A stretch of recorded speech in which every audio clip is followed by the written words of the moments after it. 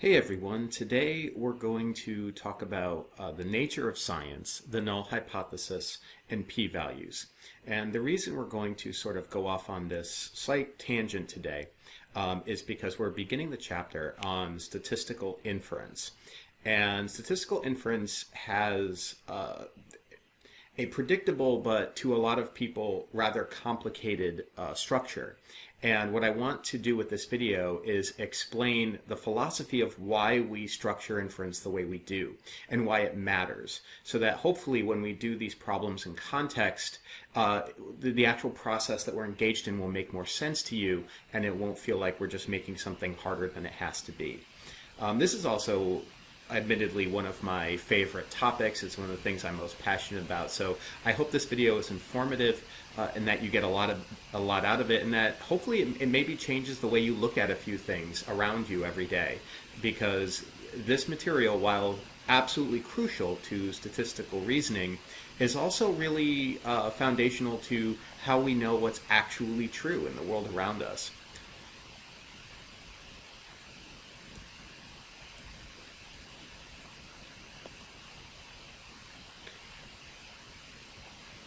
So the first thing I want to talk about is the actual meaning and nature of science. Most people don't know this, but science actually comes from the word scientia, which just meant knowledge. So literally, science is just another way of saying knowledge.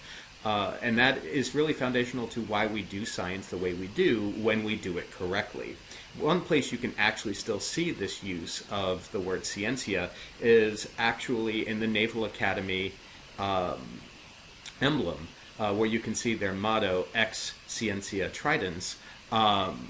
So they're literally saying, from knowledge comes naval power. But the scientia there represents knowledge. So it's really important to remember that when we talk about science, what we're really talking about at its most foundational level is how we know what we know and why we can be reasonably confident we know it.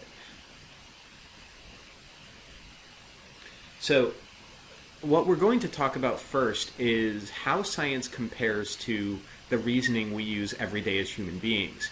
As human beings, as we try to gather information about the world, often what we're really looking to do is figure out what is true enough in order to help us accomplish our everyday goals and objectives. We all have opinions, we all have perspectives, we all have a way of seeing the world that forms sort of what a lot of people call a worldview. And for each of us, a lot of times, the basis of that is figuring out what is true enough for ourselves in order to help us do what we do every day.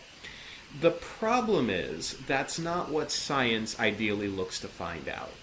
What science wants to find out is what is actually true, regardless of our individual goals and objectives. And often these are nowhere near the same task, and our tendency to look for the first type of knowledge tends to get in the way of our need to actually find the second type of knowledge. And the reason why science really aims to find out what is actually true is because it's based on the idea that the only information that's useful to everybody is accurate information. So obviously, slanted or biased information might be useful to some people, but the only information we think could be useful to everyone is information that's actually true. Now, if all of this seems obvious, you have to make sure you're not falling into the trap of just assuming that everything you think is true. So that's what we're actually going to talk about next. So human reasoning is fraught with two things: heuristics and biases. Heuristics are mental shortcuts that we take to simplify our understanding of the world. We do these all the time without even thinking about it. I'm going to give you two examples of heuristics here, but there are many, many examples of heuristics in the world of science. So one type of heuristic is called the availability heuristic. The idea here is that your own personal experience with an idea will automatically make you have an idea of how frequent that thing is. For example, if you ask people what is statistically more dangerous, driving in a car or flying in a plane, or what is statistically more dangerous, getting stung by bees or bitten by sharks, most people tend to give the incorrect answer. And the reason is, if a plane crashes, you are much more likely to hear about it in the news or by word of mouth than you are if a car crashes, just because car crashes are far more frequent. If someone gets bitten by a shark, you are far more likely to hear about it than if someone gets stung by a bee. However, bee stings and plane crashes bee stings and car crashes kill far more people every year than shark bites and plane crashes. But we don't think about that due to the availability heuristic. Another heuristic is called the representativeness heuristic. This is the idea that like goes with like, or that causes resemble effects. This happens in many places. We get an idea of what something should look like, and we use that idea to frame other things.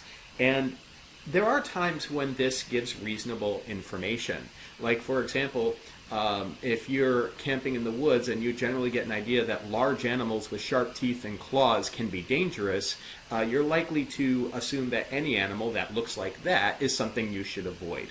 Not a bad use of this heuristic. However, one place that tends to use this heuristic to give you bad information or make you think something that's not necessarily true is food and nutrition.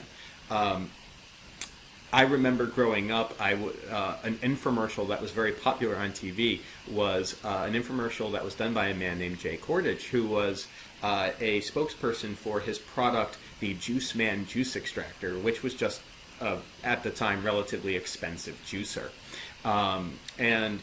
I occasionally actually watch these infomercials that shows you how exciting my childhood was.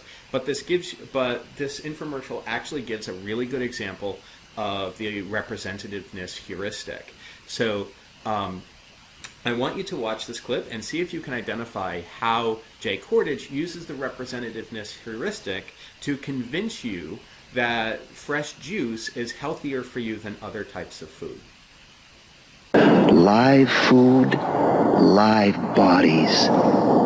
Dead food, cooked food, dead cells. You're deteriorating. You're not building up a good resistance. So you can see there that he is saying live food goes with being alive, while dead food goes with being dead, or getting closer to being dead. And what he's really doing there is trying to say, fresh fruit is still alive, so therefore consuming that is better for you than consuming cooked food. Now, is there any science behind any of that? No. But that's not his point. His point is to try to convince you that his product, which was sold for $200 at the time, which was a lot of money, was a good investment for your health. Now, if you go to an actual science-based nutritionist, they can give you actual data and science-based evidence as to what represents a good diet. And in many cases, consuming fresh fruits and vegetables is healthy.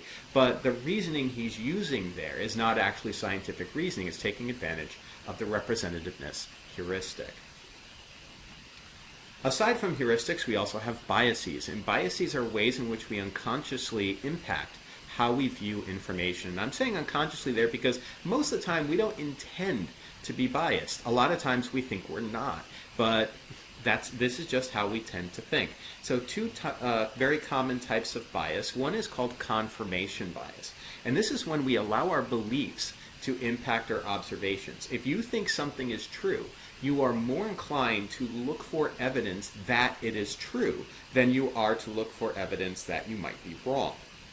And this happens all the time. This is one of the most dangerous things in science. If we approach a scientific experiment with an idea of what the result should be, this may actually change how we end up interpreting the data we collect. Now, good science tries to fight this in many, many ways. And if you've ever had a lab in school where you knew ahead of time because your teacher talked about it what results you were supposed to get, and then you actually did the lab and the results didn't come out the way that you recall your teacher saying they should. If you've ever looked at that and said, well, I want to throw out these data points because they didn't come out the way my teacher said they should, you're actually falling prey to confirmation bias. And that's actually not very good science. Data is data, and if it contradicts what you expected to happen, that's still information. But we fall prey to confirmation bias all the time. Another type of bias, just throwing that out there, is something called status quo bias. The idea that any change from what we currently have is bad. And that may not be something we explicitly think, but it could happen just sort of naturally. Anytime that something in our lives changes, or something about our understanding changes, we might instantly have a negative feeling about it. So there's many types of biases. These are just two. I definitely want to put in confirmation bias because that is one of the most dangerous ones in science, and even good scientists have fallen victim to it. So one of the things that you need to take away from this is that these are not separate things. Heuristics and biases often work together to give us our worldview. For example, everybody stereotypes. It's a form of heuristic. It's a way of simplifying the way we see the world. I only see one or two examples of something, I draw a conclusion, I then assume that that conclusion is true about anything I lump together with that object. So this can also come from the home, it can come from your friends, it may just be something that you come up with on your own. So all of us have stereotypes, and a lot of times those stereotypes lead us to confirmation bias. We look for examples in our lives where those stereotypes come out to be true. We tend to ignore information that makes us think that our stereotypes might be wrong, or we rationalize it. We say, well, that's not really a good example of that, which is actually called the no true Scotsman fallacy, in case you want to look that one up. So our stereotype leads us to have confirmation bias. And the problem is that confirmation bias makes us end up confirming our own stereotypes. Since we're looking for information that proves that we're right, we're very likely to confirm our own stereotype. And once we do that, we feel even more strongly about it, which ultimately gives us more confirmation bias. We start ignoring contradictory information even more.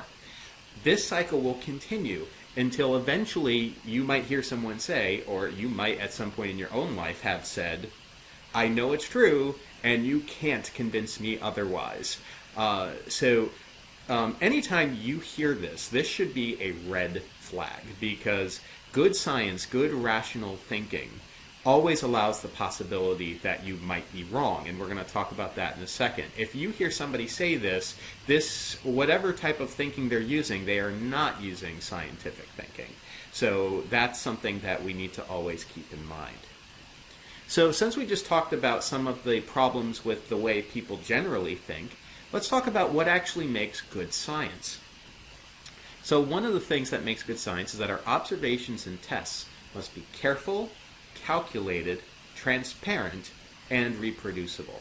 We want to make sure that we're actually approaching things very carefully, that we're using good mathematics to back up what we're doing, and that we're not trying to hide anything about how we're getting our information. Because as soon as we do that, people rightfully will think that we have an agenda, that we're trying to find something true enough for our goals and not what's actually true. Also, a huge hallmark of good science is that our ideas and beliefs must conform to our observations. This is the opposite of confirmation bias. You may think something's true, but if you get observations and data that say otherwise, you have to consider the possibility that your ideas might be wrong and they might need to change. This is very hard for people to do. It's not what we're naturally inclined to do. One of the best things a good scientist can say is, I was wrong. And in fact, a good scientist will often say they get excited when they get proven wrong because it means we've just learned something really important. So think about how many times in your life you've said or you've heard someone else say that they were happy to have been proven wrong. It's not something you hear frequently, but it's an important part of good science.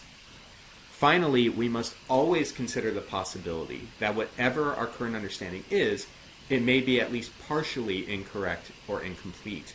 And again, that sort of goes with the previous bullet, but even if we are right, we may not be right about everything, and we may not have all the information. And this is why scientific ideas evolve and change over time. And that's why we're always sort of changing our scientific perspectives. It doesn't mean that what we thought was wrong before, it just means we're learning more information, and things are constantly developing. And finally, one real big thing that we need to hammer home here is that science is not about proof. but about reasonable confidence. So whenever we have a confidence in science, we never should say that we are 100% confident in that conclusion.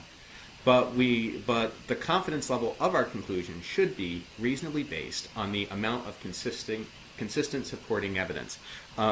This is extremely important. This is also why when we talk about confidence intervals, we talked about 90%, 95%, and 99%. We never talked about 100 because that doesn't even really make sense to talk about what it means to be 100% confidence in science.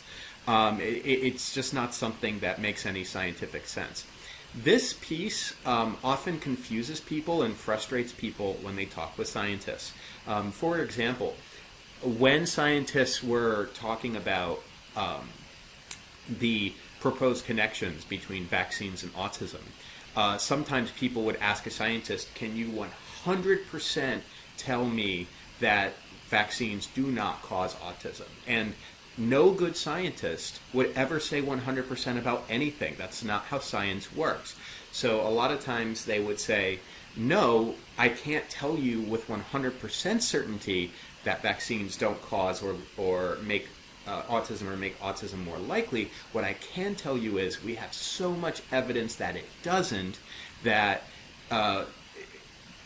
I've heard one person say it, we're about as sure that vaccines don't cause autism as we're sure that gravity won't stop working tomorrow. So this is a key point of science, and this is something that we need to remember. And this is something also that a lot of people have trouble with when talking with scientists. So I want to sort of bring these ideas together to help critique a piece of popular media. So I have family members who really like the show Friends, and one time I came in on an episode they were watching, and much to the chagrin of my family, a particular segment occurred that I ended up feeling very strongly about, and I kind of went on a tirade at the end of the clip. So I'm going to play the clip for you, and it's where Ross is having an argument with Phoebe. And Ross, in case you don't watch the show, he's a scientist. He's specifically, I believe, an archaeologist. And he and Phoebe are having an argument over evolution, which Phoebe says she doesn't agree with. Now, even though evolution is the specific topic they're talking about, I want you to pay attention to Phoebe's argument because it really gets to the philosophy of science. And it really, the fact that this came up through evolution is irrelevant. It's really about science in general. And while you're watching, I want you to think about how Ross should have countered Phoebe's argument, because he really should have. Okay. Now, wasn't there a time when the brightest minds in the world believed that the Earth was flat? And up until, 50 years ago, you all thought the atom was the smallest thing until you split it open and this, whole mess of crap came out. Now, are you telling me that you are so unbelievably arrogant that you can't admit that there's a teeny tiny possibility that you could be wrong about this?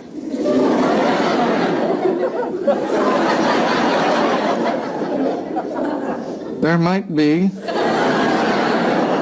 a teeny tiny possibility. Can't believe you caved. What? So when this clip first played and I watched it, how could I best sum up what my initial reaction was?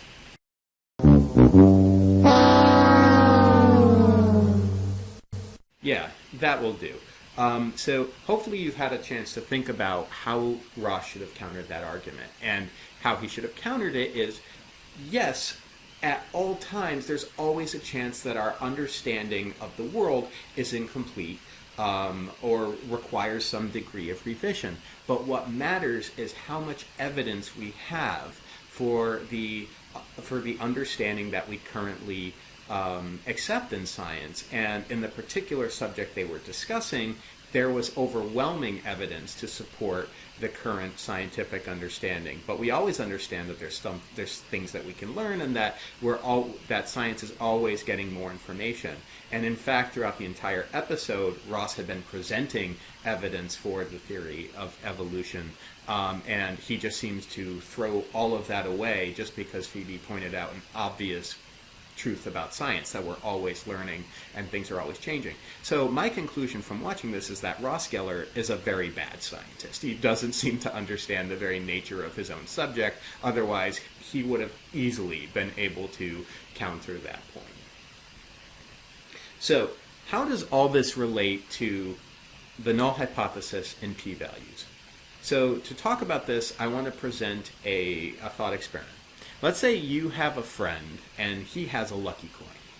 And your friend has a habit of anytime you guys play a game against each other, and you're deciding who should go first, your friend always wants to design by flipping his coin. And the way he always does it is that if it comes up heads, he'll go first. If it comes up tails, you'll go first.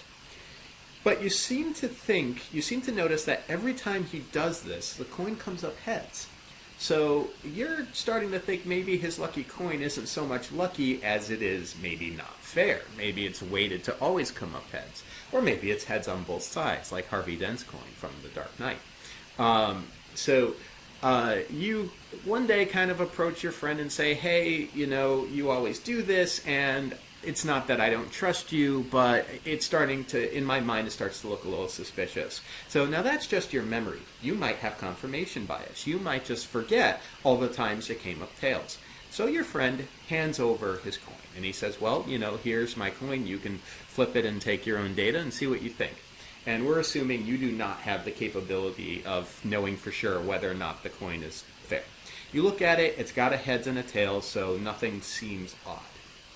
So you decide to flip the coin to test it, and you flip the coin 6 times. Now, if you flip a coin 6 times, you would probably imagine that the most likely event would be getting 3 heads and 3 tails. And that's true. It actually has a probability of about 0.31 or 31%. And we're saying any 3 heads or 3 tails. I don't care where they show up in the 6 flips. All right? So, by the way, if you thought that would be 50% probability, it's not. And that's actually the representative heuristic working its magic there. But let's say you flip the coin and you actually get 6 heads. And you know enough math to know that the probability that would occur is actually only about 1.5%, which is less than 1 in 50. Here's the question. Are you convinced from that your friend is cheating you? Now, maybe you are, or maybe you're not. You might say, well, it depends on how much I trust my friend, which is a perfectly reasonable answer. So let's say you keep going, and you end up flipping the coin 10 times. Now here, again, the most likely event would be an equal split between heads and tails. And with 10 flips, the probability that would occur if the coin is fair is about 24.6%, 0.246. So a little less than a fourth. Again, not 50%, but a little less than a fourth. So it should be pretty likely that should happen. You actually get 10 heads out of the 10 flips. And you know enough math to know the probability that would occur is 0.00097, which is less than 1 in 1,000. So here's the question now. Are you convinced your friend is cheating? Now again, maybe you are, maybe you're not.